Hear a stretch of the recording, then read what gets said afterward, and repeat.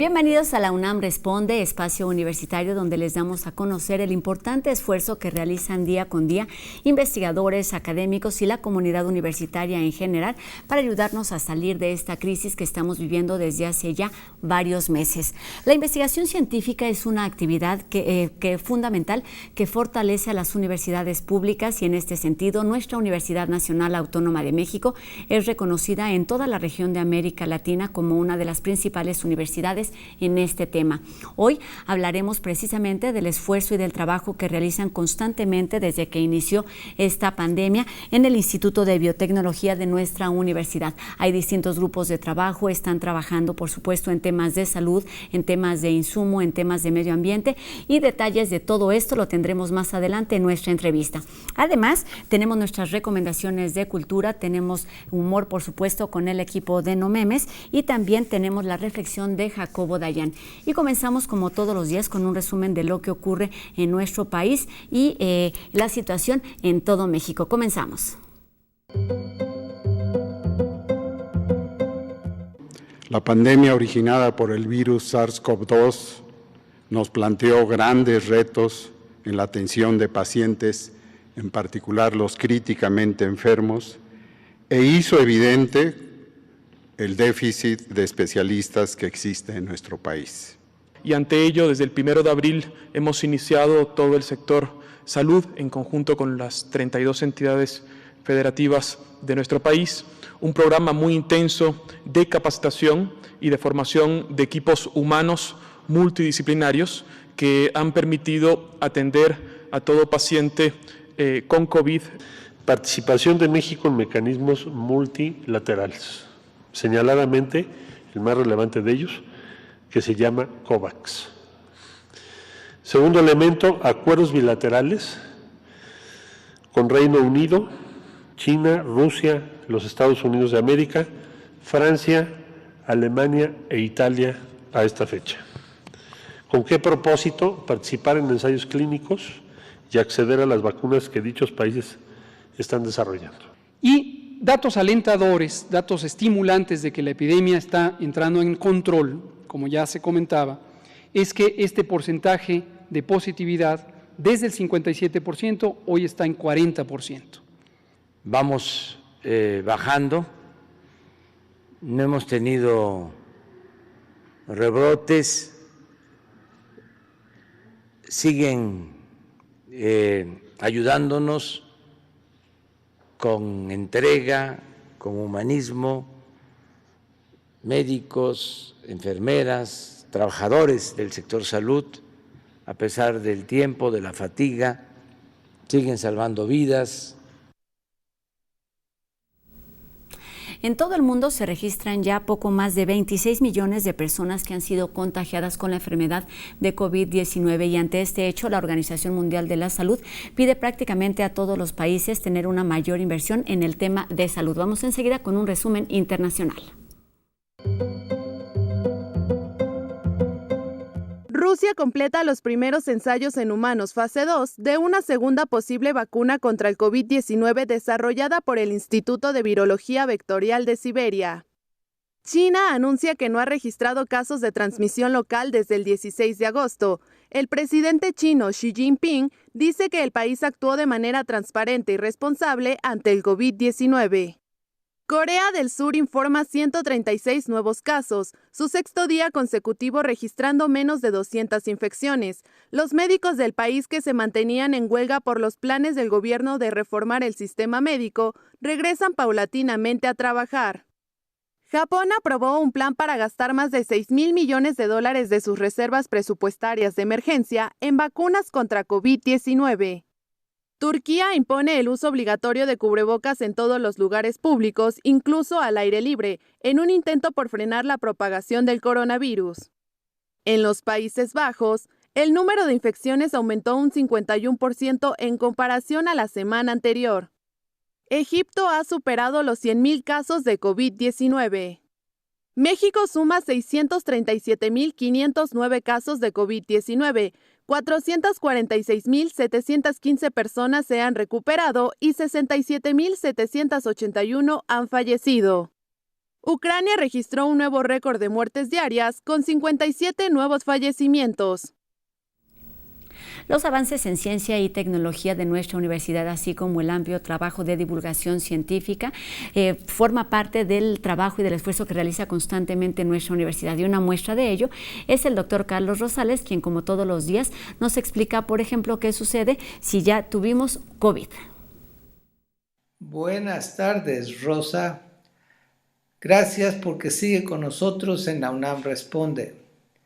Alguien de nuestro público nos dice: soy un profesor de educación media y a principios de agosto tuve síntomas de la COVID. El día 15 fui diagnosticado positivamente y para el día 20 los síntomas habían desaparecido. Solo me queda un poco de tos. ¿Puedo convivir con mis familiares y amigos? ¿Habrá secuelas de la enfermedad? ¿Qué debo comer para estar mejor? Estas son preguntas muy interesantes. Veamos, si usted fue diagnosticado positivamente para el virus y ahora ya casi no tiene síntomas, esto significa que probablemente ya está en franca recuperación. Sí puede convivir con las demás personas, pero como ya lo hemos comentado, no sabemos quién y hasta cuándo será infeccioso, por lo tanto puede convivir, pero siga las recomendaciones, sobre todo el uso de la mascarilla y mantener la distancia. ¿Tendrá secuelas de la enfermedad? Probablemente no, pero lo único que puede decidir eso es su médico. Visite a su médico, que lo revise bien y él le dirá si hay problemas de salud.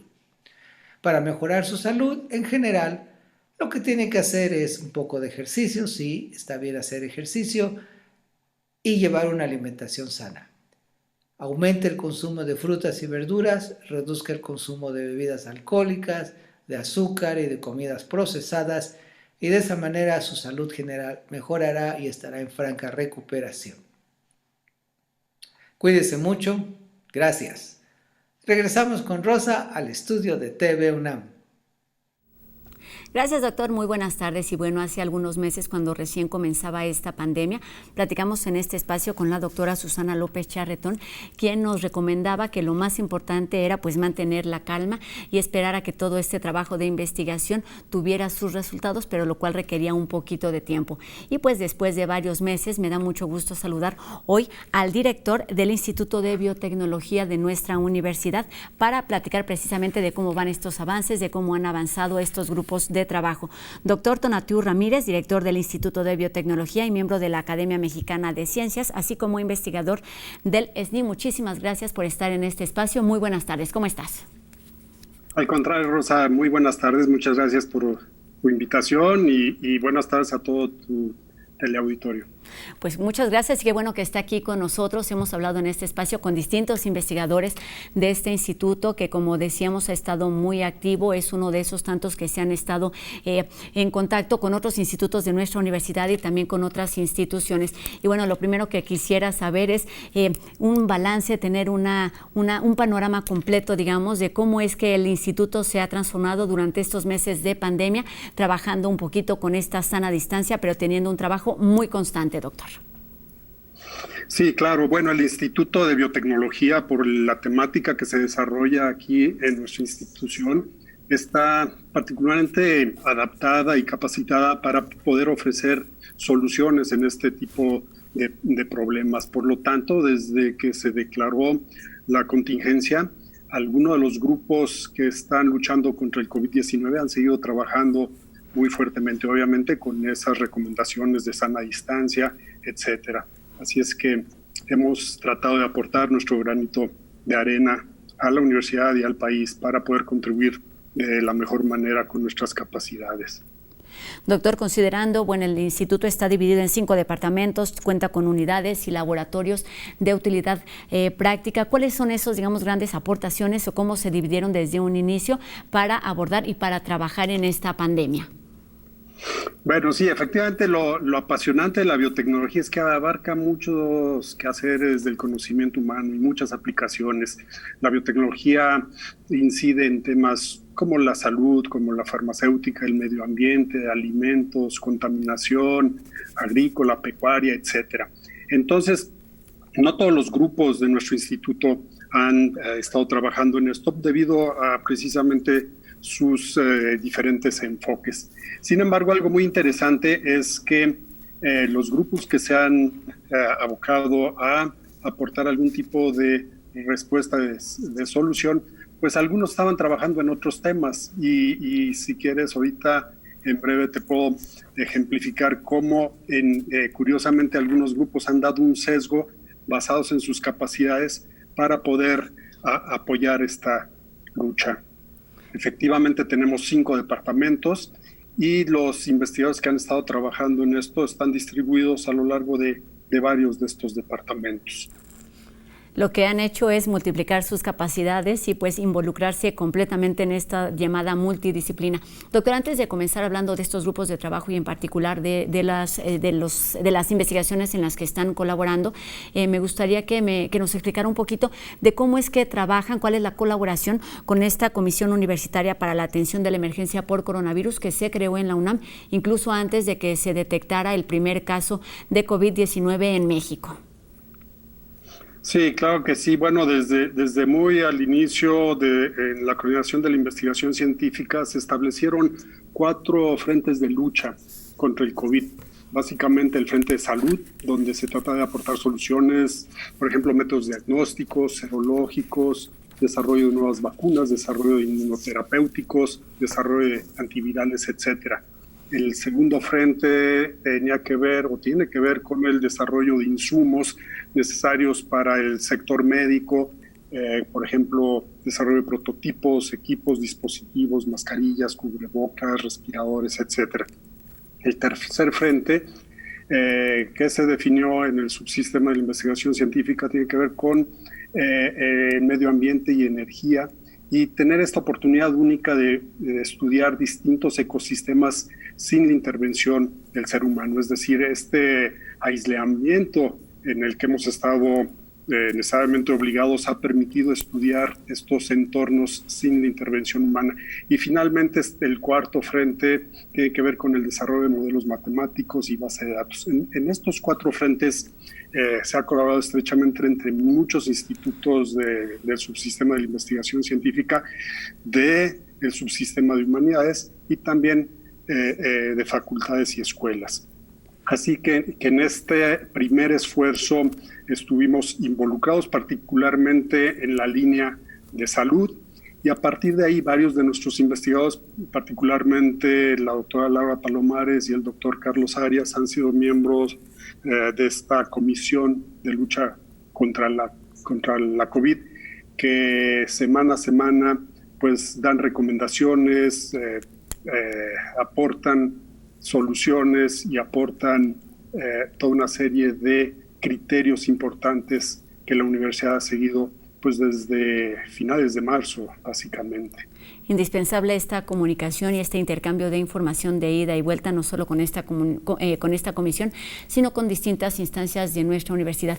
Doctor, ¿cómo entender esta capacidad de reacción que ha sido positiva? Es decir, hemos escuchado aquí a la doctora López Charretón y a muchísimos investigadores, nadie prácticamente estaba preparado para esta emergencia. Pero ¿qué sí se puede hacer teniendo un laboratorio o un instituto como este que cuenta con laboratorios, con personas que tienen la capacidad de investigar, pero también me parece muy importante la capacidad de organización y de distribuir en estos tiempos de emergencia y tiempos que no conocemos? Sí, bueno, efectivamente, nadie estaba preparado en el sentido específico para este virus. Sin embargo, en el instituto lo que sí estamos preparados es que a lo largo de nuestra historia, que va de más de 3 décadas, pues se han desarrollado capacidades, plataformas, infraestructura, tanto físicas como humanas, que nos han permitido reaccionar muy, muy rápidamente. Te doy, por ejemplo, 5 casos específicos. Mencionabas a la doctora Susana López Charretón. Efectivamente, ella y el doctor Carlos Arias son 2 de nuestros distinguidos investigadores, son virólogos y que trabajan precisamente en cuestiones básicas de entender cómo diversos virus interaccionan con sus células huéspedes. El laboratorio de Carlos y Susana rápidamente puso a disposición sus capacidades para implementar métodos de diagnóstico, por lo que ahora mucha gente conoce, que es el RT-PCR, ¿no? Con una colaboración muy estrecha con el INDRE y con otras entidades, tanto dentro del UNAM como fuera del UNAM. Gracias al esfuerzo de este laboratorio, se empezaron a implementar a lo ancho y largo del país estas pruebas de PCR. Otro ejemplo de cómo estas capacidades rápidamente se pueden convertir a contender contra el COVID es el trabajo del doctor Alejandro Alagón. Él es un especialista reconocido mundialmente en generar anticuerpos policlonales contra diversos venenos de alacranes, serpientes, particularmente, arañas, etcétera. Esta tecnología es una tecnología que se llama fagoterapia y se ha puesto rápidamente, se le ha dado un sesgo para entonces generar fagoterápicos contra COVID. Algo interesante es como en el grupo de la doctora Rosa María Gutiérrez, cuya expertise tiene que ver con el desarrollo de bases de datos para el estudio de diversos genomas, ahora está usando esto para entender y clasificar y sistematizar todos los cientos de miles de datos que se están generando por la pandemia. Tenemos, por ejemplo, un laboratorio nacional que apoya las ciencias genómicas, donde, por ejemplo, el doctor Alejandro Sánchez, y en colaboración con el doctor Arias, ha apoyado en la secuenciación de distintas variantes de SARS-CoV-2, y esto nos ha permitido entender diversas dinámicas. Otros laboratorios, por ejemplo, el del doctor Francisco Bolívar, que en el pasado desarrolló compuestos antivirales, por ejemplo, contra el virus de la influenza, ahora está redirigiendo sus esfuerzos para generar estos nuevos antivirales. Y un laboratorio nacional de microscopía avanzada, curiosamente, que tiene capacidades para imprimir en 3D distintos componentes, ahora está usando esa plataforma para apoyar la impresión de prototipos que se usan en distintos equipos médicos necesarios para combatir al COVID-19. Doctor, pensando en estos trabajos de investigación que ya venían trabajando, ¿cómo es que se transforman para atender a la COVID? Nos habla de epidemiólogos, de infectólogos, del doctor, por ejemplo, Alagón, especialista en venenos. ¿Cómo es que viran estos trabajos en los que ya venían desarrollando su conocimiento, aplicando su conocimiento para aplicarse a esta pandemia, doctor? Sí, bueno, efectivamente, el recuento muy breve que acabo de hacer, lo que conjuga son distintas capacidades.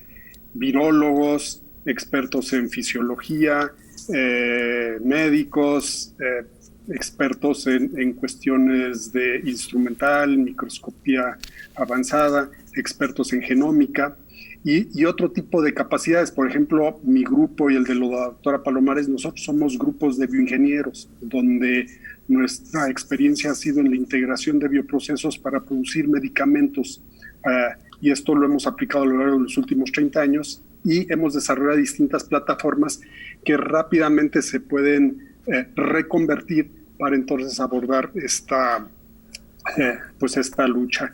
Algo muy, muy interesante de la biotecnología es precisamente esa multidisciplina. Es un campo en el que convergen muchas áreas del conocimiento y es precisamente lo que ahora se requiere, este acercamiento multidisciplinario, interdisciplinario, para poder abordar de la mejor manera este problema.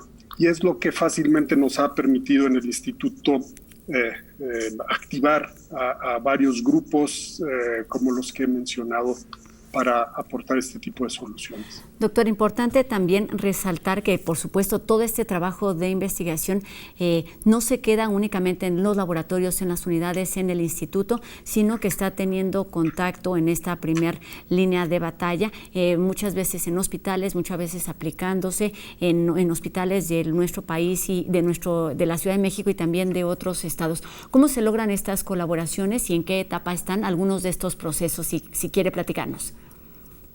Bueno, este es algo muy interesante, Rosa, lo que mencionas. Algo que caracteriza al Instituto de Biotecnología es que digamos que tiene dos brazos, dos facetas.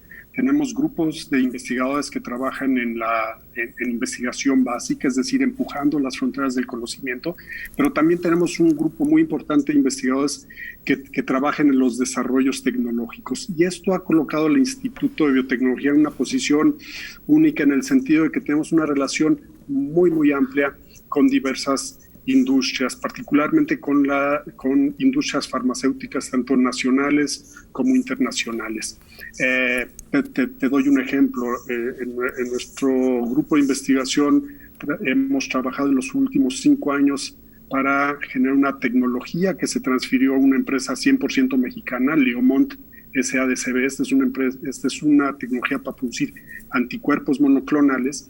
Y con esa plataforma que se ha desarrollado y con el apoyo de Leomont, hemos podido desde marzo entonces darle un sesgo a esta tecnología que ya está completamente establecida y poder usarla como cimiento, como base para generar anticuerpos monoclonales ahora contra el SARS-CoV-2.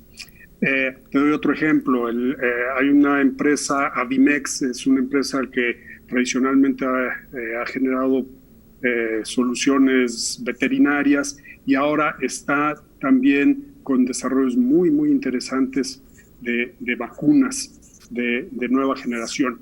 Y ahora en el Instituto de Biotecnología, a través de un laboratorio nacional que tenemos, el laboratorio para la producción y análisis de moléculas y medicamentos biotecnológicos, se le está dando apoyo a esta empresa, Avimex, para analizar parte de los resultados que están teniendo ya en sus pruebas iniciales de esta candidato a vacuna. Estos son 2 ejemplos de lo que permite al Instituto de Biotecnología rápidamente vincularse. Es decir, no es algo que se inventó a partir de marzo con la pandemia, sino que es algo que se ha cultivado desde que se fundó nuestro instituto, es decir, una muy, muy estrecha vinculación con el sector productivo del país. Y no se diga también con otros sectores. Muchos de los grupos que he mencionado trabajan estrechamente, por ejemplo, con varios institutos nacionales de salud pública, en particular el Instituto Nacional de Salud Pública y el INDRE. Entonces, la vinculación es no solamente con el sector privado, sino con otras entidades del sector médico y del sector gubernamental. En pocas palabras, doctor, ciencia al servicio de la sociedad es lo que se hace en el Instituto de Biotecnología de nuestra universidad.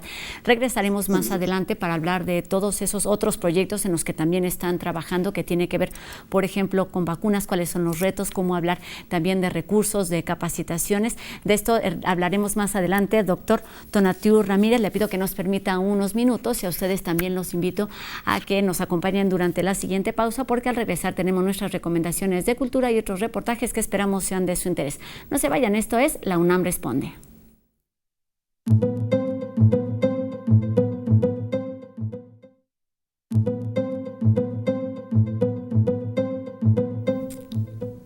Qué gusto que continúen con nosotros en La UNAM Responde y estamos listos para presentarles algunas recomendaciones para estar en contacto con Cultura UNAM en casa.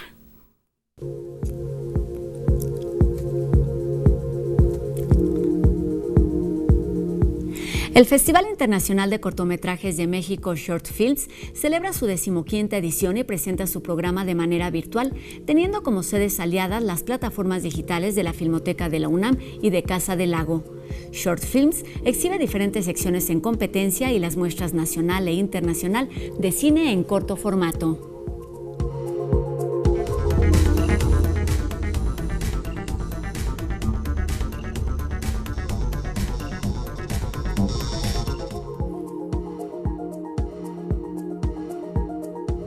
Los recursos digitales no son algo nuevo para la humanidad y con la pandemia el mundo cibernético ha tenido más presencia que nunca en nuestras vidas. A través de una charla en el Foro Virtual 2 de Casa del Lago, el artista Luis Colchado compartirá algunos puntos en torno a su libro La nueva generación de creadores en México, junto al investigador de diseño y medios digitales Roberto Cabezas. Ambos conversarán sobre temas relacionados con la creación de arte digital y sus herramientas.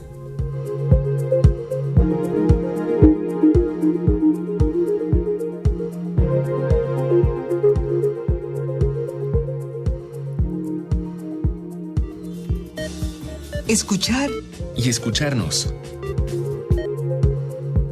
En la nueva temporada de Escuchar y Escucharnos de Radio UNAM, todos los miércoles podrán asistir virtualmente a un espacio de análisis de temas sobre la importancia de la equidad e igualdad de género entre la población. Este es un tema que propicia la reflexión de problemáticas sociales y busca contribuir al desarrollo de políticas públicas a favor de la equidad. Construyendo igualdad. Qué bueno que nos escuchamos de nueva cuenta. Esto es Escuchar y Escucharnos. Hasta aquí nuestras opciones de hoy. Ahora es momento de repensar nuestra realidad nacional, donde la violencia y la impunidad siguen creciendo en tiempos de pandemia. De esto nos habla enseguida Jacobo Dayan. Buenas tardes. La pandemia ha desatado muchos delitos. El confinamiento aumentó la violencia intrafamiliar y la de género, como ya lo hemos reportado en este espacio. También hemos reportado en este espacio el incremento de las desapariciones y las ejecuciones durante la pandemia. En cifras recientes, los feminicidios han crecido más del 5% de 2019 a 2020 y particularmente el Estado de México preocupa porque la cifra alcanza el 30%. Los delitos patrimoniales también crecen y lo seguirán haciendo mientras no se resuelva el tema económico y permanezca la casi absoluta impunidad. Por ejemplo, otra vez en el Estado de México, el robo a casa habitación con violencia creció más del 59% con respecto al año anterior. El robo con violencia a comercio el 19%, el robo a transporte el 41% y la extorsión un 11%. Estas cifras continuarán creciendo si no se atienden. La pandemia tampoco ha detenido el número de homicidios ni desapariciones, como ya lo comenté al principio de esta nota, en el confinamiento, y es un asunto pendiente muy grave. Negar la violencia desde el Ejecutivo, que en su informe dijo que ya no hay masacres, ni desapariciones, ni tortura, no es una buena señal. Aún desconocemos el impacto social que dejará la crisis sanitaria y económica, pero podemos vislumbrarlo con estos datos. La realidad de la violencia y la impunidad se impondrá al discurso. Esta agenda no puede seguirse aplazando. Hay varias propuestas generadas desde organizaciones de sociedad civil y la academia, pero estas han sido ignoradas ya por varios sexenios con altísimos costos. Buenas tardes. Y para no sentirnos tan agobiados o abrumados, el humor puede ser una buena alternativa. Vamos a ver lo que nos prepararon los chicos de No Memes en la siguiente cápsula. No Memes crea una conexión hasta ti, gracias a la UNAM Responde. Vamos a dar la vuelta al cibermundo en 80 palabras, o quizás tantitas más. Y lo que sigue no es ninguna ficción, solo pura realidad, ni aumentada ni virtual. ¿O sí? Bueno, mejor te dejo con esto que estoy segura que te va a gustar.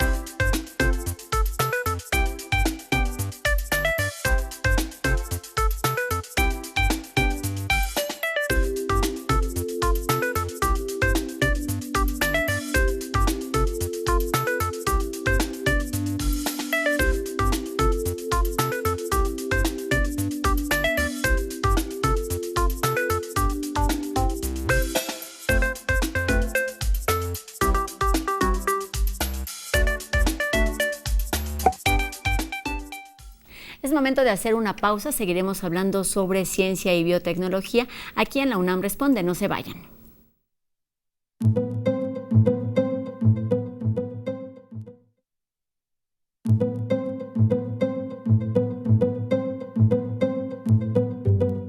Y comenzamos este último bloque de la UNAM Responde con la segunda parte del reportaje de los chicos de En Trending sobre sexualidad, donde nos refieren que pues el aumento en caso de violencia y abuso ha sido una constante durante estos meses de pandemia. Veamos.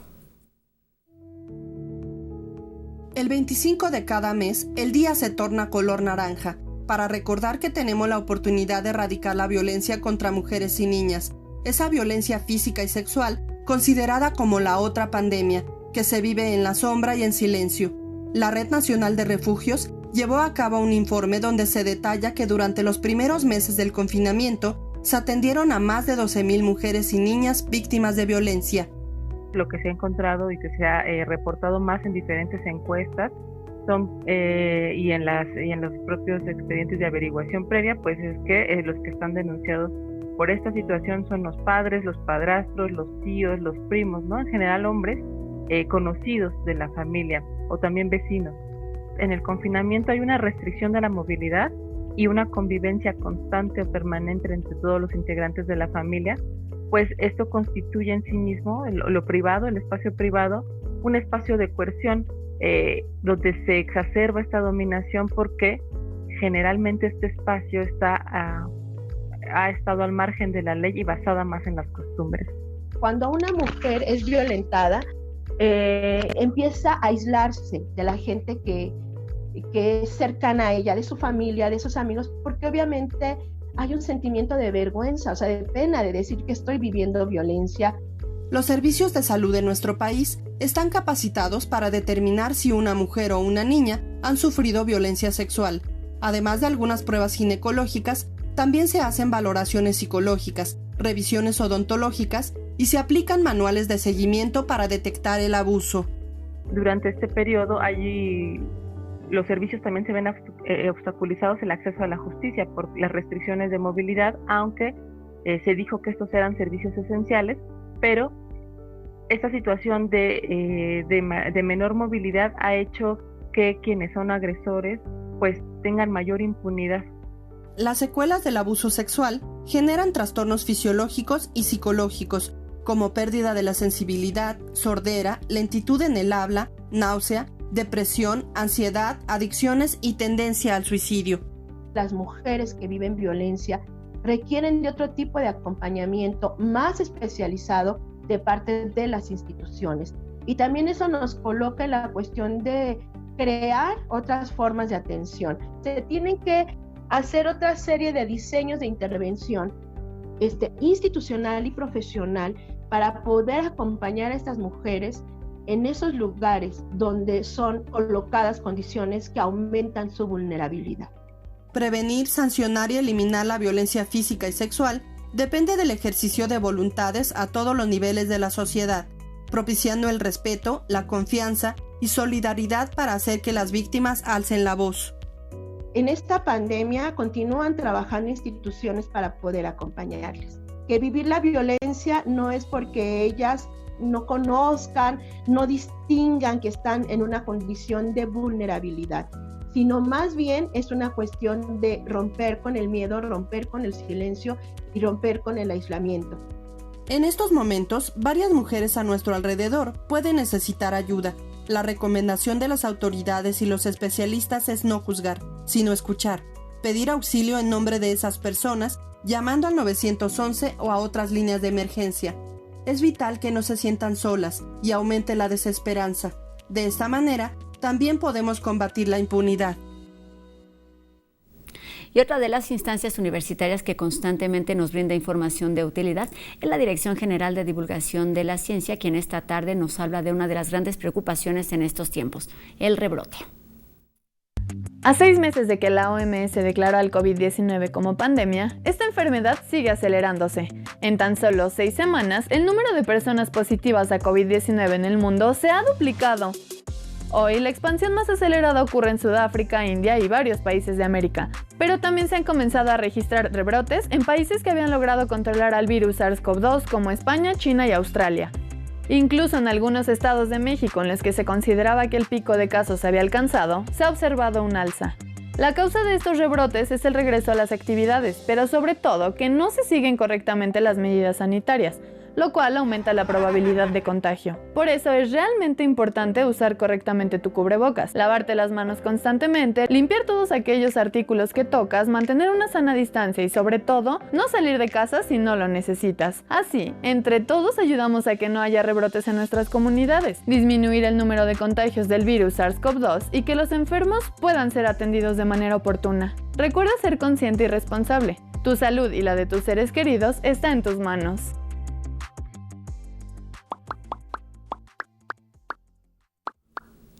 Y retomamos nuestra conversación con el doctor Tonatiuh Ramírez, director del Instituto de Biotecnología de nuestra universidad y miembro de la Academia Mexicana de Ciencias, pues para hablar de todo este trabajo que se está haciendo en los temas de salud, insumos, medio ambiente y energía, así como modelos y datos. Doctor, ya hablamos de algunos grupos de trabajo y ahora hablaremos de los otros en donde usted participa activamente. ¿Le parece si comenzamos precisamente con estas nuevas pruebas que se están aplicando y que apenas se dieron a conocer, que no tienen directamente nada que ver con la PCR?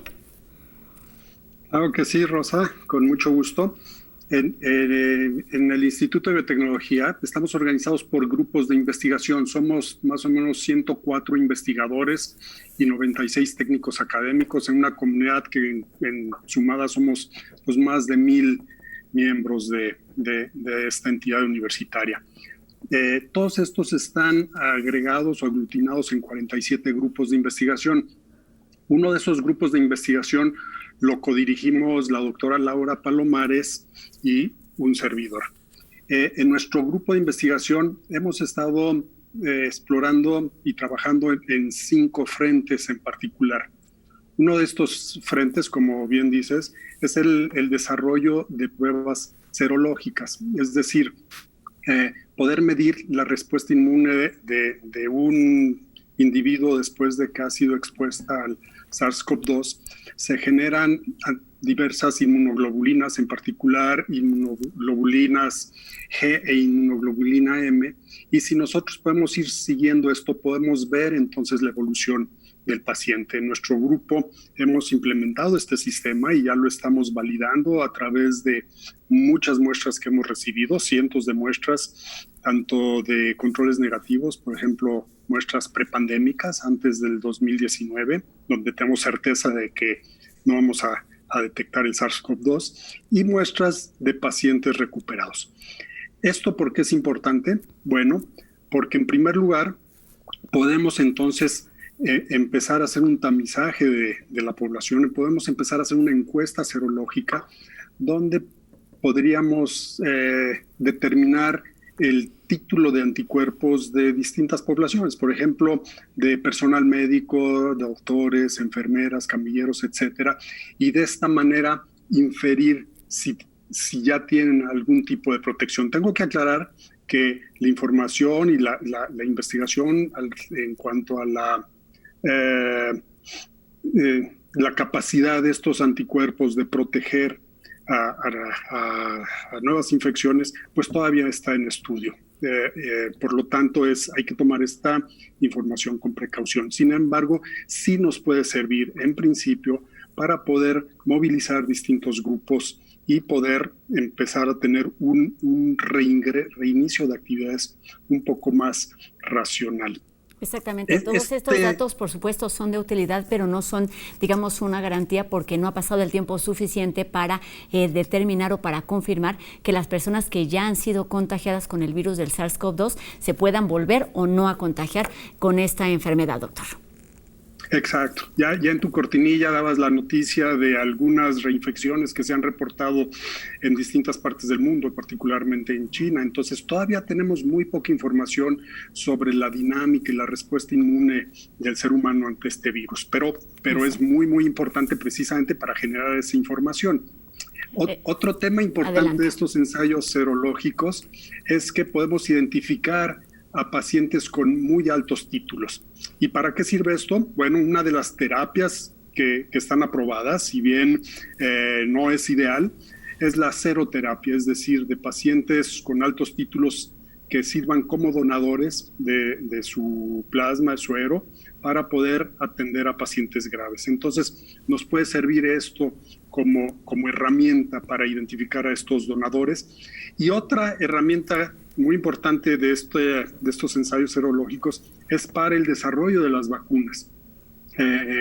Tenemos que inmunizar inicialmente a animales y después a voluntarios sanos, y es importante ver el desarrollo de inmunoglobulinas en estos pacientes, y entonces estos ensayos serológicos tienen esa gran importancia. Este es uno de los 5 proyectos que estamos avanzando en mi grupo de investigación. Otro de los proyectos, diría yo, ancla de nuestro grupo de investigación tiene que ver con el desarrollo de una vacuna contra el SARS-CoV-2. En nuestro grupo de investigación tenemos mucha experiencia en este tema. Por ejemplo, la doctora Laura Palomares fue parte de un grupo pionero en el mundo, colaborando con una empresa norteamericana, Protein Sciences, para el desarrollo de la primera vacuna recombinante contra influenza. En mi caso, yo hace ya algunos años, no voy a decir cuántos, estuve colaborando con una empresa mexicana, con Proviomed, para el desarrollo de la primera vacuna contra hepatitis B producida aquí en México. Y tenemos otras relaciones con otras empresas, inclusive multinacionales, donde hemos adquirido una gran experiencia en este tema. Y a raíz de esto, desde hace varios años, desarrollamos una plataforma basada en partículas pseudovirales, y ahorita les platico qué es eso, para generar un candidato a vacuna contra Zika y dengue. Del desarrollo que llevamos varios años con esta plataforma, a partir de marzo hemos rápidamente reconvertido estos desarrollos para producir un candidato a vacuna contra el SARS-CoV-2. Déjame decirte rápidamente para tu teleauditorio, ¿qué es esto de las vacunas? Obviamente muchos sabrán que las vacunas es la herramienta más importante que ha generado la humanidad para mejorar la calidad de vida, la salud. Y de hecho yo diría que una de las razones por las que en un siglo, de principios del siglo XX a finales del siglo XX, básicamente se triplicó la expectativa de vida del ser humano. A principios del siglo XX, la expectativa promedio en los países era de apenas de 30 y tantos años. Hoy, así, en muchos países ya es muy superior a los 84, 85 años, y en buena medida se ha debido a las vacunas. Hay muchos tipos de vacunas, ¿no? Las tradicionales, que están basadas en virus atenuados, o virus, son virus vivos que han sido atenuados, o virus inactivados. Digamos que esas son las primeras vacunas que se generaron. Después surgieron nuevas vacunas gracias a la biotecnología moderna, donde se produce de manera recombinante alguna de las proteínas de las cápsides de los virus. Y después surgieron otras tecnologías aún más avanzadas, por ejemplo, vacunas de RNA o vacunas de DNA, donde este material genético se agrega con algún lípido, por ejemplo, y se electropora, por ejemplo, en los pacientes para entonces llevar a las células blanco este material genético para que entonces la propia célula empiece a producir los antígenos que generan la respuesta inmune del virus. Y finalmente están otras vacunas aún todavía más avanzadas que podríamos considerar ya más en el ámbito de la terapia génica, que son las vacunas vectorizadas. De todas estas, en nuestro grupo de investigación tenemos, digamos, un híbrido, es decir, trabajamos con partículas pseudovirales. ¿Qué es una partícula pseudoviral? Imagínense a un virus, es una cápside proteica donde en el interior se aloja el material genético. Si le quitamos ese material genético, acabaríamos, lo que yo siempre hago la analogía, con una especie de maniquí de virus, es decir, desde la parte exterior parece un virus, pero obviamente sin tener el material genético carece de toda capacidad replicativa y toda capacidad infectiva, y entonces esas estructuras que expuestas al sistema inmune se reconocen plenamente y generan esta respuesta inmune, que es la que buscamos en una vacuna. Ahora podemos decorar estas partículas pseudovirales, las podemos decorar con epítopos particulares de los virus. Y eso es lo que hemos hecho con nuestra plataforma, es decir, los candidatos a vacunas que tenemos de Zika y dengue, ahora hemos reconvertido esas proteínas expresadas en las partículas pseudovirales para que ahora expresen regiones y secuencias altamente inmunogénicas del SARS-CoV-2. Conocer a detalle todos y cada uno de estos virus para poder manipularlos y explotarlos y convertirlos en beneficio de nuestra sociedad, doctor. Estos son estos dos áreas de trabajo en donde están ya ustedes muy activos. Platíquenos de los otros 3 ejercicios en donde están ya muy presentes también. El otro campo son los anticuerpos monoclonales. Seguramente muchos de los que ahora nos están escuchando sabrán que hacia mediados de los 80 surgió este tema o este concepto de las balas de plata, es decir, surgió la tecnología para producir anticuerpos de manera específica y que se puedan producir in vitro en bioreactores y de manera clonal, es decir, poder producir moléculas idénticas que sean específicas a un antígeno en particular. Y de ahí surgió la tecnología de anticuerpos monoclonales. El día de hoy es todo un grupo de medicamentos que sirve para atender muchísimas enfermedades, cáncer, enfermedades neurodegenerativas, etcétera, etcétera. Y ahora la podemos también dirigir hacia enfermedades virales. En nuestro grupo, durante varios años hemos trabajado para establecer una plataforma para producir anticuerpos monoclonales en colaboración estrecha con una empresa 100% mexicana, Laboratorios Leomont, donde la tecnología 100% desarrollada en nuestro grupo fue transferida al Laboratorio Leomont y ya se está en fase de las pruebas piloto iniciales para generar material biológico para iniciar pruebas clínicas de la tecnología de anticuerpos monoclonales originalmente que desarrollamos para esta empresa. Esa misma tecnología ahora la estamos reconvirtiendo para usar toda la plataforma ya establecida y ahora generar anticuerpos contra SARS-CoV-2 y pensamos que eso puede ser una opción terapéutica adicional o alternativa a las vacunas. Muy bien, doctor. El otro grupo. Tema que estamos haciendo es a través de una colaboración con colegas en Estados Unidos hemos obtenido el material genético que codifica a las espículas de estas proteínas que salen pues de la cápside del SARS-CoV-2 y las estamos produciendo de manera recombinante en bioreactores.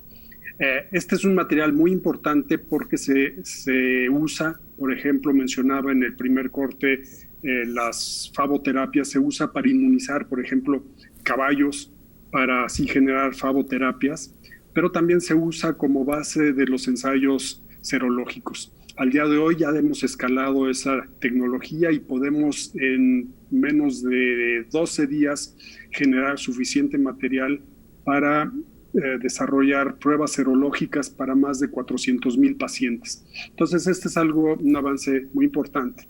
Y finalmente, aquí en colaboración con grupos de la Facultad de Ciencias de la UNAM, la doctora Palomares ha estado trabajando también con métodos alternos para detectar el virus, pero no por métodos que se basan en PCR, sino por otro tipo de métodos basados en nanopartículas fluorescentes que pensamos pueden ser más baratos y pueden ser igual de sensibles que los métodos de PCR. Esto está en exploración y esperemos que en las siguientes semanas o meses se puedan tener resultados positivos al respecto.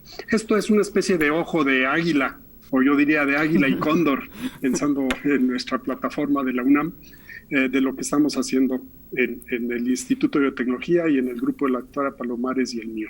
Sí, de lo que se trataba justo era de eso, de tener como un panorama más completo. Aquí en distintos momentos hemos tenido, por ejemplo, a la doctora Palomares, a la doctora López Charretón, quienes nos platican a detalle en lo que consiste todos y cada uno de estos trabajos, de estas investigaciones.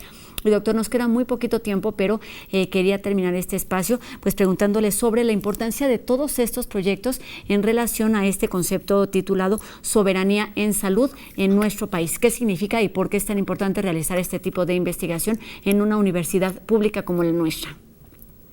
Bueno, tristemente México ha ido perdiendo soberanía a lo largo de las décadas en el tema de salud. Es decir, en el pasado, hace muchas décadas, había toda una cadena virtuosa de ciclos, digamos, virtuosos para producir medicamentos y vacunas en territorio nacional. Y eso se ha ido perdiendo. Un ejemplo muy grave fue hace 10 años con la pandemia de influenza, donde claramente las vacunas no estuvieron disponibles sino hasta ya muy tarde para México. ¿Por qué? Pues porque los países que sí tienen soberanía en este tema, pues primero van a garantizar y asegurar sus abastos de medicamentos y vacunas para sus propios ciudadanos. Es importante que en México recuperemos esa soberanía. ¿Cómo? Cerrando círculos virtuosos, estableciendo una vinculación fuerte entre los desarrollos académicos y la producción en territorio nacional. No basta solamente apoyar los desarrollos científicos académicos, hay que apoyar a empresas que inviertan en México, que produzcan en México y que garanticen un abasto para toda nuestra sociedad cuando problemas como el presente ocurren, ¿no? O no tenemos que estar en una pandemia para saber lo delicado que es no contar con un medicamento para cualquier otra enfermedad.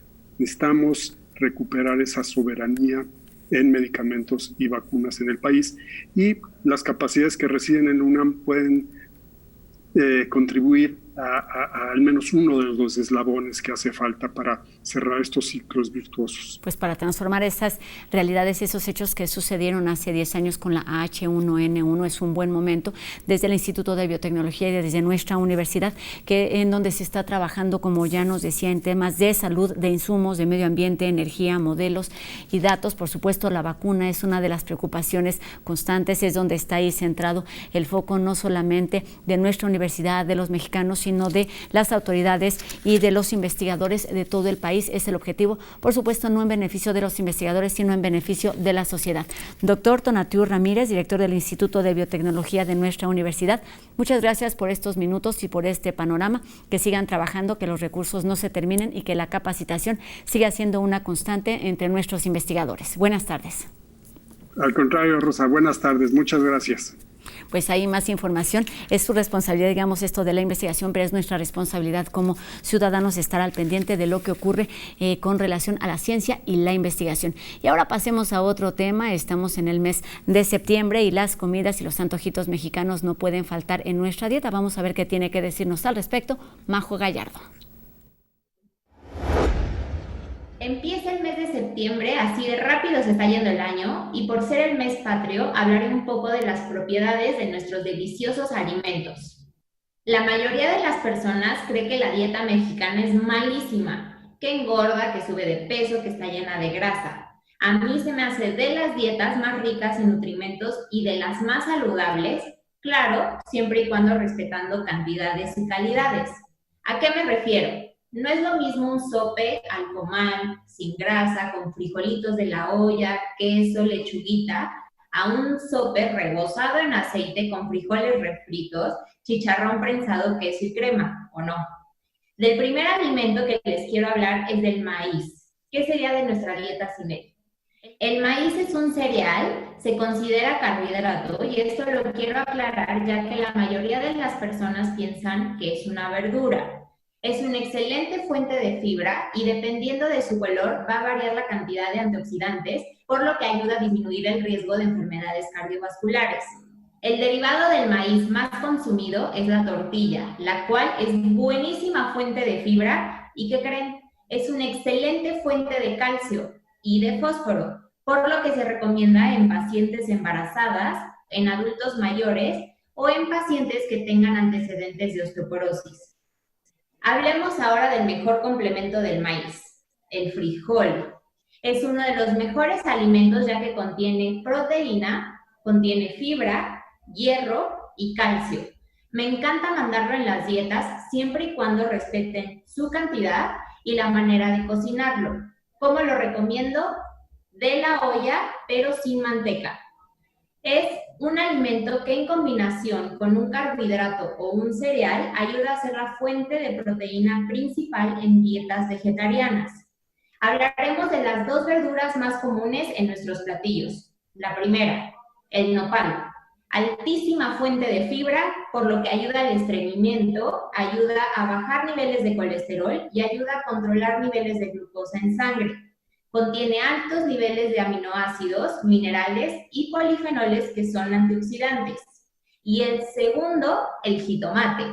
Por su contenido de polifenoles, es una muy buena fuente de antioxidantes y ayuda a la prevención de enfermedades cardiovasculares. Contiene vitaminas como A, C, K y minerales como potasio. Es diurético y ayuda a mantener nuestro intestino súper sano.